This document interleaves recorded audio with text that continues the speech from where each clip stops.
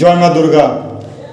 শ্রীখোল বা তবলা বাদ্য বাজাবার প্রথম হস্ত সাধন যদি আমরা দেখতে চাই, বা আমাদেরকে আমরা যখন যে কোনো বাদ্য শিখবো বা বাজনা শিখবো, যেমন শ্রীখোল হতে পারে, তবলা হতে পারে, তাহলে আমাদের সব থেকে প্রথম হস্ত সাধন কি হবে? তা। তাহলে আজ আমরা শিখবো আমরা তা কি করে বাজাবো। তাহলে এটা অনেক দূরে আসছে, হয়তো আমি সামনে নিয়ে যাচ্ছি, আপনারা ভালো করে দেখুন তা কিভাবে আমরা শ্রীখোলে বাজাবো। সামনে চলে এসেছি, আপনারা দেখতে পাচ্ছেন শ্রীখোলের ছোট দিকটা।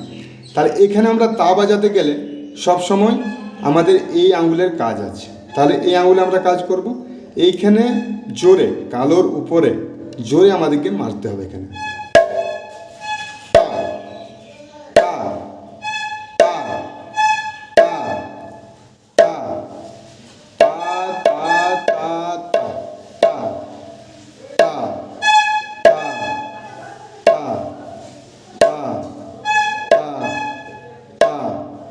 এই তায়ের সঙ্গে আপনি যোগ করতে পারেন আমাদের এই সাইডের অপোজিট সাইডে যে সাইডটা আছে, সেখানে আপনি মাঝে মেরে নিয়ে এইটার সঙ্গে আপনি অ্যাড করতে পারেন, একসঙ্গে মারতে পারেন।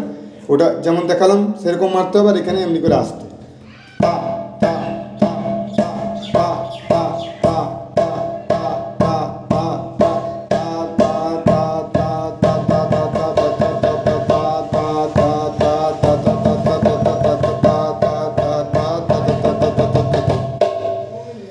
জয় গুরু, জয় মা দুর্গা।